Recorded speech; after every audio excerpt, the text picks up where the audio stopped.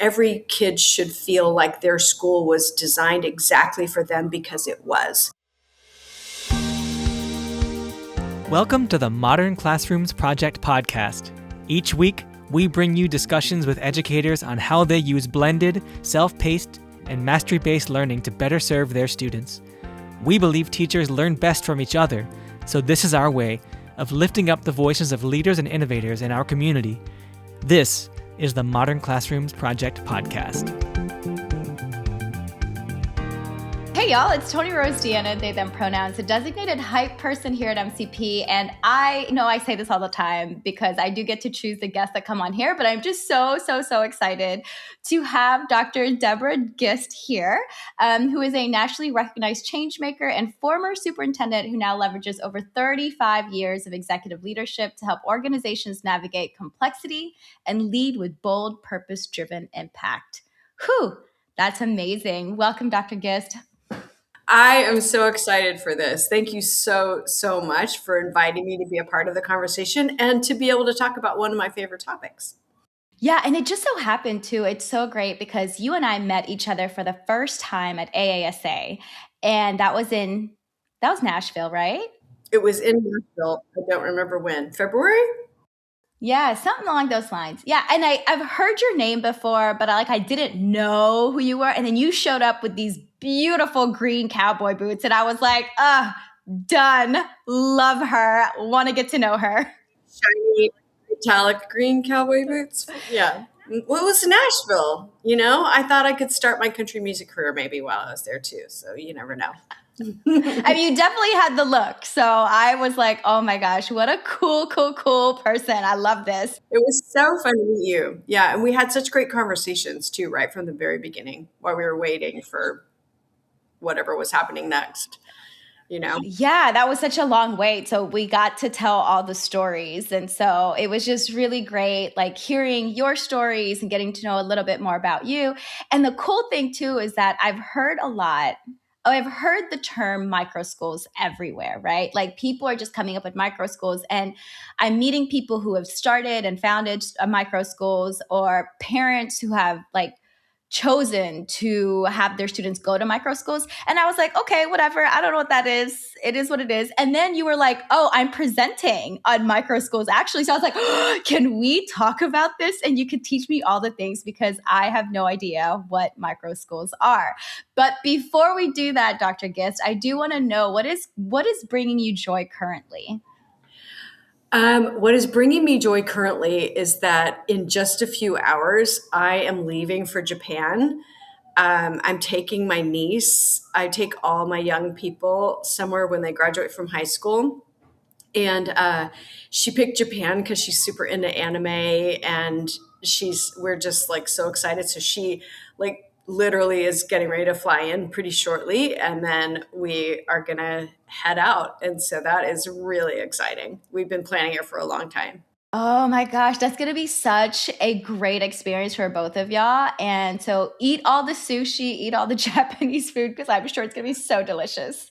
Well, definitely have a safe trip. Take all the pictures, all the videos, all the things. So, okay, that was great. Thank you for sharing that. And now let's go back to microschools, because again, I'm just so excited. Also brings me joy. Yes, I know. And you're so passionate about it. And you had a panel of 3 school leaders in, I believe, 3 different states, or 2 school leaders and one organization, right? But for those of us who grew up, me, with the standard yellow bus and lockers experience, right? That's my experience. The term micro school sounds a bit like a tech startup, because I'm like, what does that even mean, micro? Could you break down exactly what a micro school is and how it differs from traditional homeschooling or a small private school? Mm-hmm. Well, I mean, I think in a lot of ways you could describe it as that. I mean, in some quite literal ways, micro school just means a tiny school. But in our thinking about it, and one of the people that was on that panel is Devin Vodica, who's the co-CEO of the Learner Center Collaborative. And the Learner Center Collaborative and Transcend, who I work for, and and also getting smart, we came together to develop this playbook. Publicmicroschools.org is the playbook. And and we defined it as we think it's important for it to be intentionally a small school, in our case, public, but there are obviously microschools far beyond public schools.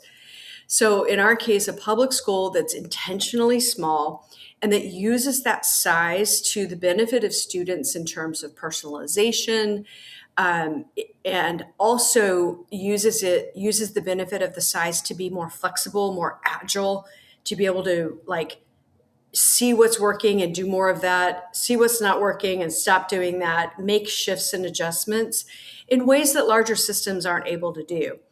And then we also look at it as that a public system, like a district or a charter school or a tribe or whatever kind of public entity exists that is providing education in that way, that they could also think about it as what purpose are they trying to serve. So they might have a public charter. I mean, they might have within a public charter school or a district, you might have a micro school that you are launching because you want to try something out. You really want to get like competency-based instruction more, make that more available to students in your community. But you think it's important to work out some kinks first. So that's like an R&D type version of like a micro school. But another example is like a niche kind of offering that maybe and probably forever, there might be a smaller number of students that are interested in that. So in Tulsa, there was a school that existed at a local regional airport that had about 15 students who weren't all just from our district, by the way, but they were there because they were studying to become a pilot. They were interested in aerospace, careers and things like that. And so, we recruited, we told people about it, but like not every kid wants to leave their comprehensive high school and go every day to the airport. So it always remained kind of a small experience. If there had been more students interested, we could have actually potentially expanded. So it's flexible. And I think that knowing what you're trying to accomplish when you're exploring whether or not a public microschool makes sense for you is part of the early planning experience. And listeners, we're going to put the link for the playbook as well. It's definitely worth checking out to see like what all you can do, what all is possible, and how you can do all the things, right? And so I love the concept of personalizing, right? We're all about personalizing learning. We're all about like really meeting every student's needs out here. And so when you were like, oh, airport, now here's another option. The school may not be your option. It may not be the option that you want. And so if you want to learn more about whatever it is that's happening at the airport, right? Like come through, join. And I love that because as a student, like K-12 student, right? Like all I knew was I was going to college and that was it.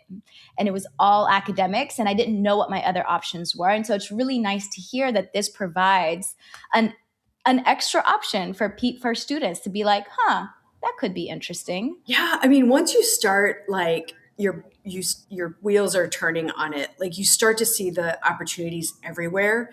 And so I think about like me as a little kid, for example, if someone had told me that I could go to the zoo every day and go to school at the zoo, I would have lost my mind. Like I wouldn't have missed if my life depended on it. Like I would have been obsessed with that opportunity. And George Philhauer, who you heard on the panel, they describe it as every kid should feel like their school was designed exactly for them because it was. And that's kind of one way to think about this is, how can a district or a charter school that offers, an experience that families have opted into, there may be some families that are better served in a little bit different way, or it's really like a particular interest that they have, or a particular location that maybe has a better fit for them. So, or it's a way of expanding. So I think about like Purdue Polytechnic is a really cool charter school in Indiana, and they launched a micro school because they saw that for some of the students who had come to their charter school, that what they were offering wasn't quite right, and they wanted to have this more just slightly different experience that had some of the same components but was delivered differently. And then they started thinking, like the Polytechnic high school that their charter school offers is something that people are really interested in expanding to smaller districts, but they don't have the capacity to have a whole comprehensive high school that's just Polytechnic. So then they started thinking, how could the micro school version of our Polytechnic school be a micro school that other entities, including smaller systems, could potentially offer as a choice within their public school, including within their public comprehensive high school. So there are just so many different ways to think about it. And it can be a charter school. It can also be a traditional district. So the other person on the panel that you came to was Julia Bamba, who does innovative work for Heather Talyuk, who's her superintendent in Issaquah, Washington. And they have a school within a school model of a micro school. So that's another way to think about how to do it that can have a lower barrier to entry, I think, for some people to try out. And like you said too, it's people who are curious and interested enough to like try it out, right? To like figure out like, hey, let's make some moves to create other options for our students.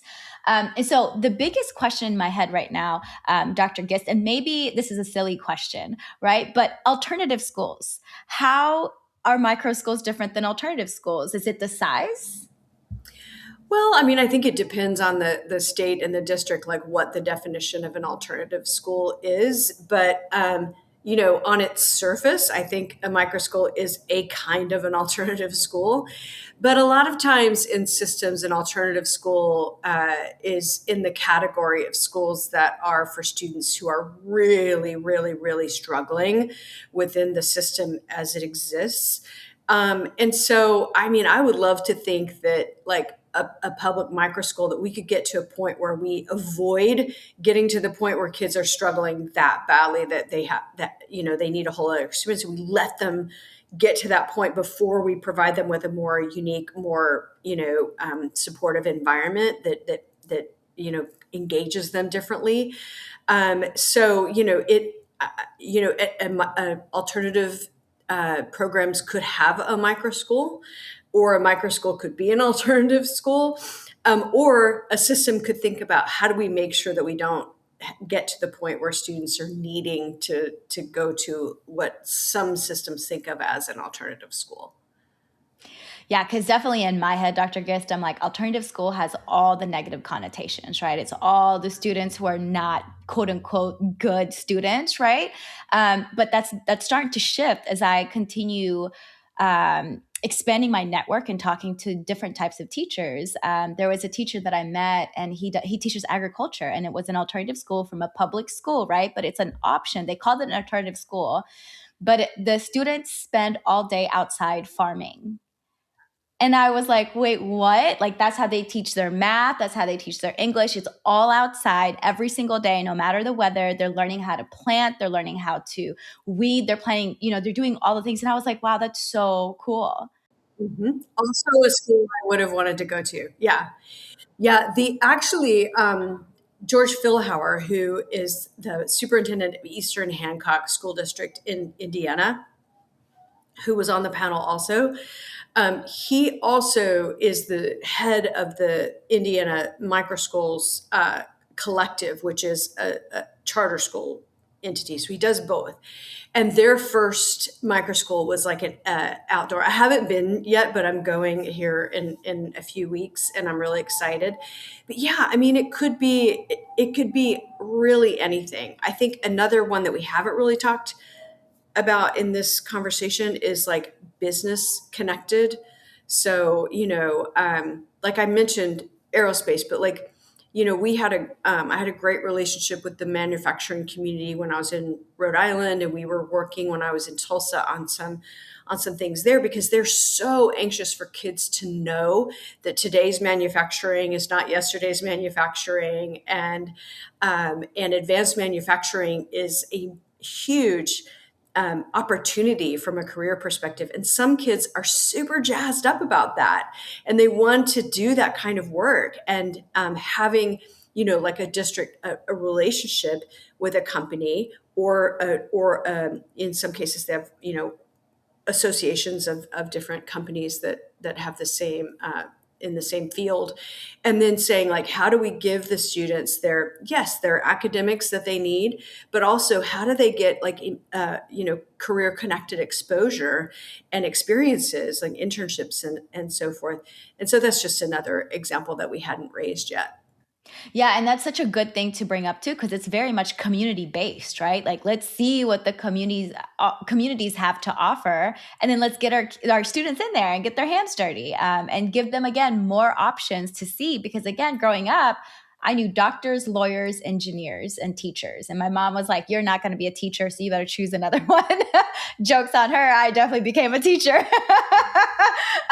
But I feel like if I would have known my other options, that it would have been a different story, right? Like, I don't know, right? Maybe I would have still been in education, but I think back and I'm like, I really want to get my hands dirty. I feel like I read a lot of books and I want to get my hands dirty. So this is really great. Thank you for bringing that up too. And, the older that I get, the more I realize too that, wait, that's a job. That's another job. Like, I've never heard of that job before. That's actually a really cool job. Exactly.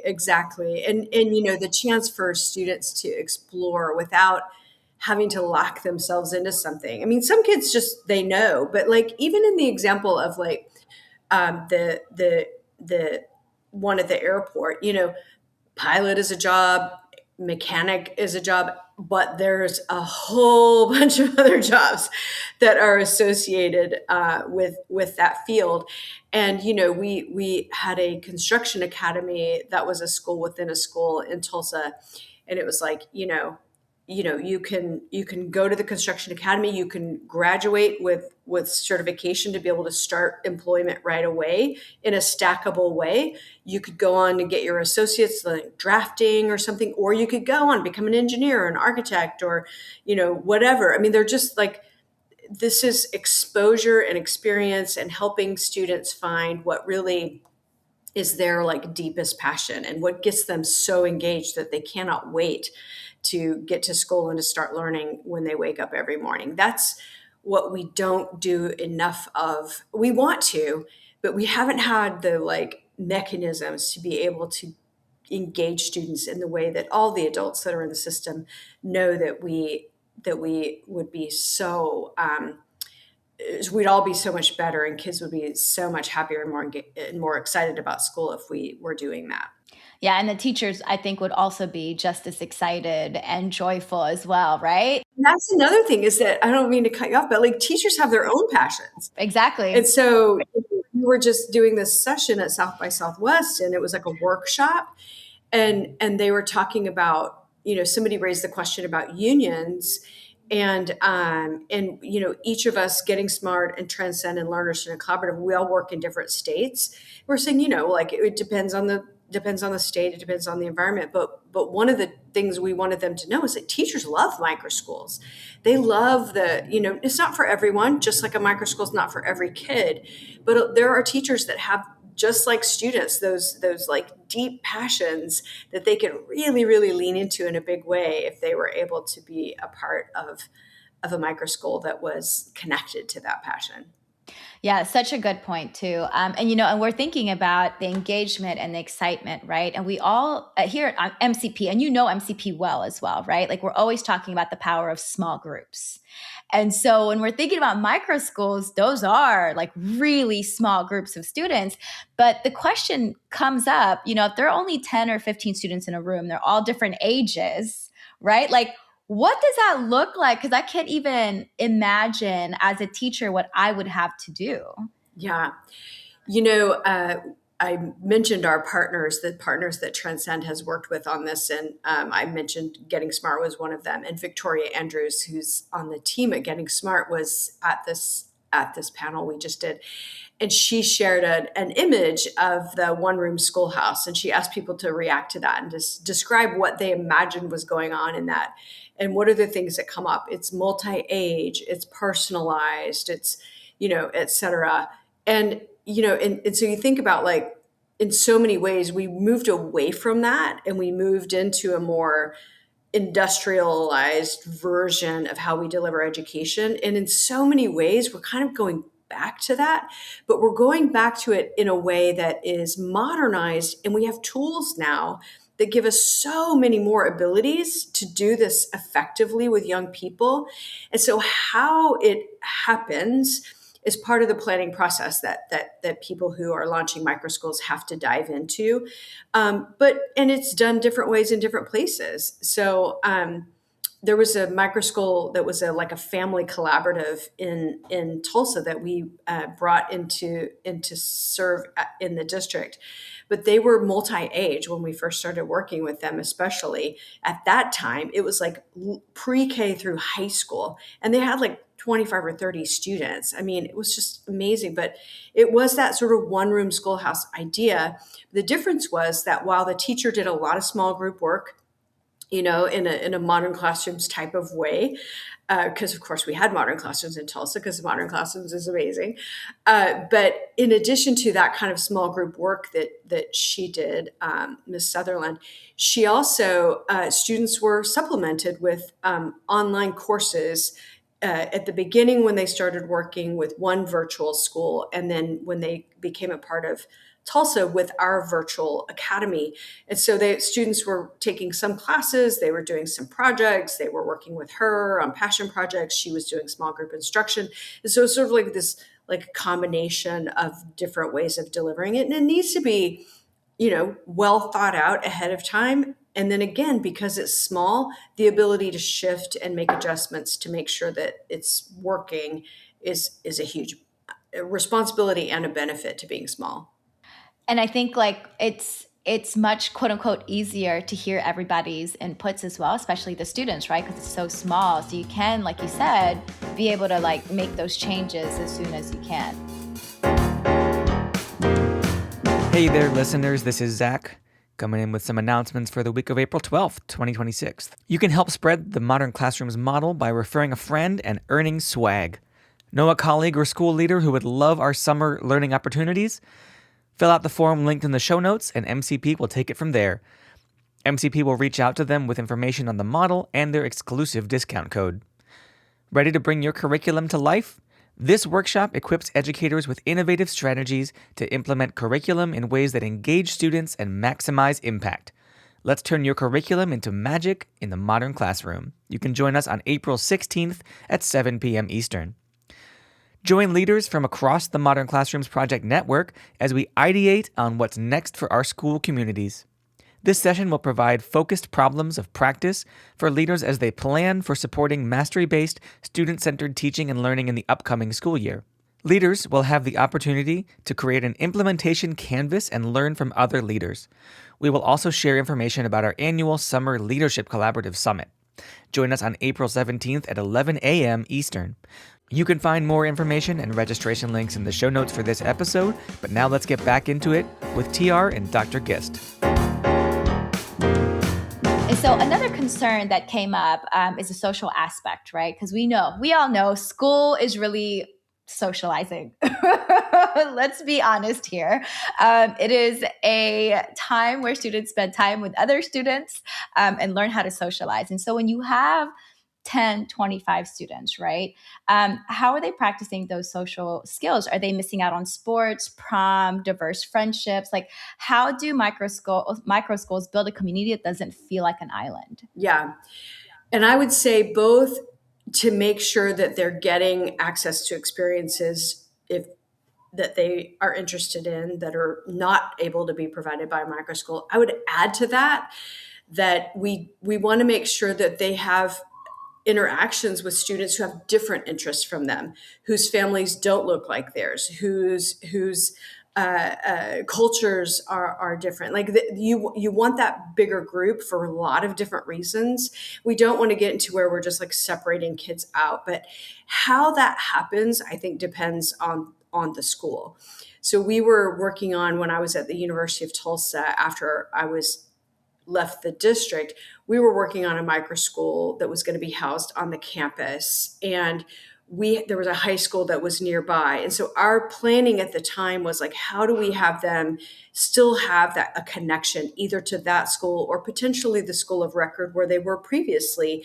And then you have to work through transportation and timing and everything. But the way we had designed like sample schedules when we were building it out included, I had one sample student, I remember what I named him, but it was like a fictional student that was based on a kid I had met. And it was like, this kid really wants to still be on the wrestling team or whatever. And so like, how do we make that happen? Because that's not something that could happen there. But what could also happen and was built into this fictional schedule is that a student who has that interest in sports on campus can do an internship 2 or 3 times a week with our athletic department at the university. So yes, you can still do this, but also you can do this. And that's another connection that can broaden their experiences and engage them in a new and different way. I think, though, sometimes you can't try to imagine that every school can be all things to everyone. And so I think in some instances, it might be true that you have a school that for whatever reason just says to families ahead of time, this is what we offer. It's really cool. And here's why you might like it. But here's what we don't offer. And so if you come, just know what those trade-offs might be, and you're going to benefit, but this other thing might not be accessible to you. And that might be the case sometimes as well too.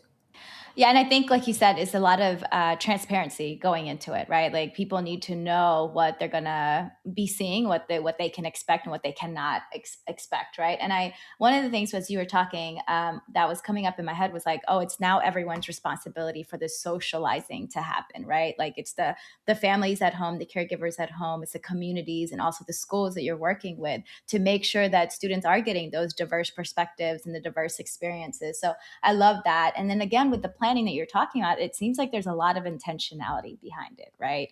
And I think I love to move with intention. Everything that I do is with intention. And that was just like probably the last 3 years before I was very impulsive. So the intentionality is really important for me as well. And it was such a great reminder too, coming from you to say that a school cannot be all things for every single person, right? And in my head, I was like, oh, that's also a person. Like my best friend cannot be all the things for me. Like I have to lean on other people for different things. And so I think that's also like a life skill that sometimes we forget to be like, oh, okay, yeah, you're right. This school shouldn't be everything for me. Yeah. And when you have, and then also thinking like beyond the walls of the school, and thinking about like what are the assets in the community, because even in communities that, like in Oklahoma where I was, that the schools are really underfunded, but there's so much accessible, like incredible things in the community, libraries and parks and museums, and like there's so much that's there. Our elders, like, people in our community who would love to have connection to young people. So there's just like so much that's there that again, that intentionality we can plan for and give them opportunity to access, maybe in ways that are even greater than what a more traditional comprehensive school could do. But I think both can. But one thing I wanted to say about planning, because I think it's really important, is that part of the benefit of a microschool is that you can move quickly.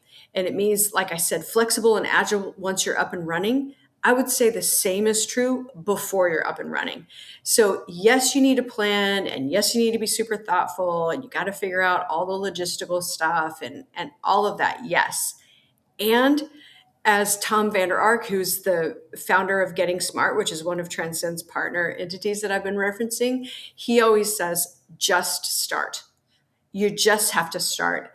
And George, who you saw on the panel of the Indiana Microschool Collective, I'm trying to remember, might not get the months exactly right, but they got their approval in the spring and they launched in August.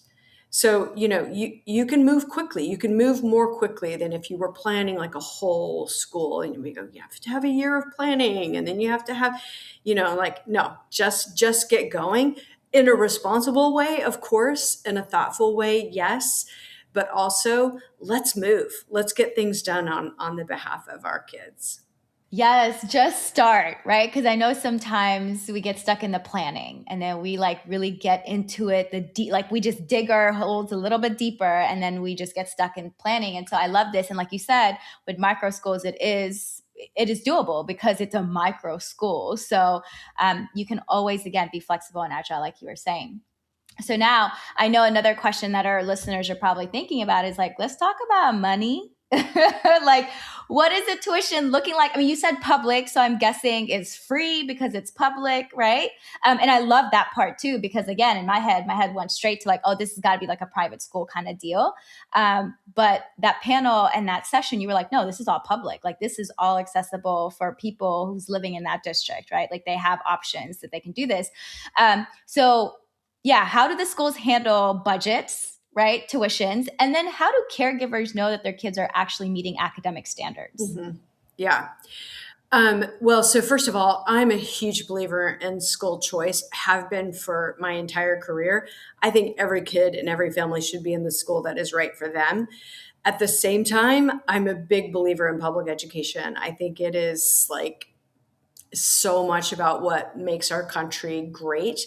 And I also know that the vast majority of our students are in our public schools. And so we need to make sure that those kids are getting, that same kind of special experience that they need and deserve. And so that's why we focus on public microschools. But as you were saying earlier, there are microschools existing and have existed in the private and homeschooling space for a while. From a budget standpoint in public education, it really depends, and I hate that answer, but it does. It depends on the way that the local system and the state fund public education. So in some places, you have a very much of the concept of backpack money. It's the money follows the child.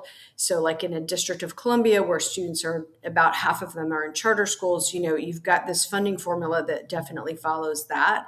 And so there's a way for the budget to be determined in that sense. And in some larger districts that are big enough and funded adequately enough for them to have internal to the district formulas. So you have your state funding formula, and then they have a way that school budgets are built on a per student basis. That's also a way to determine the funding. But in some places, that's not the possibility. That's not how it's done. And so what has to be done in that case is to determine what the cost of the program will be, and then figure out the way in which the district will budget for it. I mean, because they're small, almost every system that is of some size can do even a public microschool that's outside physically the school building, especially with partnerships with businesses and zoos, and because they're not going to charge you. They want you to be there. They might, but mostly not. But the other thing is to think about school within a school model. So I mentioned Issaquah. So Heather Talyuk, who's the superintendent there, and her colleague Julie have done this as a school within a school, and that's happening, across the country now. So there are ways to do it where it's part of the school system, and then it also solves that problem about kids having access to those other things that are offered in a comprehensive high school. And then I would say that there are also grants that are out there and available for innovative experiences. And I would also say that, we talked about businesses and potentially being on their site. The other thing is that in the example of Career Connected, especially, that if there are businesses that like are really anxious to have young people who are coming out of high school excited about their industry or their field, or maybe even ready to get started, that they would be interested in supporting financially, especially just for seed money, but maybe even beyond. So there are definitely lots of options there, which is good. And so, okay, Dr. Gist, this was so much fun. Was there anything else that you wanted to share with our listeners that we didn't get a chance to talk about? Oh, probably so much. Well, there is one, actually. I would say that from a funding perspective, that the other thing that everyone should be paying attention to are the federal tax credit scholarships that were passed last summer in the One Big Beautiful Bill, because it includes public schools. And so it is an emerging source of funding for system leaders to think about how they could fund this kind of work or work similar to it. So that's something else that people should be paying attention to.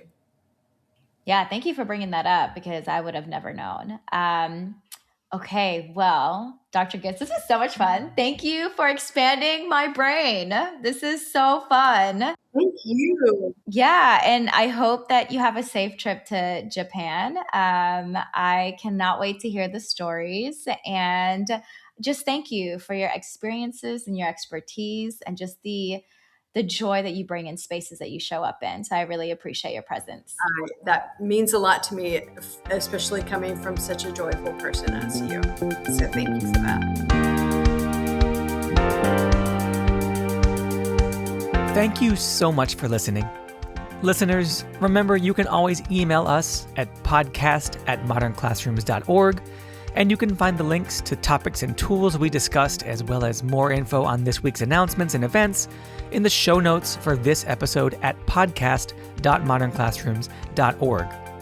We'll have this episode's recap and transcript uploaded to the Modern Classrooms blog on Friday, so be sure to check there or check back in the show notes for this episode if you'd like to access those. And if you enjoy our podcast and it's been helpful in supporting you to create a blended, self-paced, mastery-based learning environment, we would love if you could leave a review. That does help other folks find our podcast.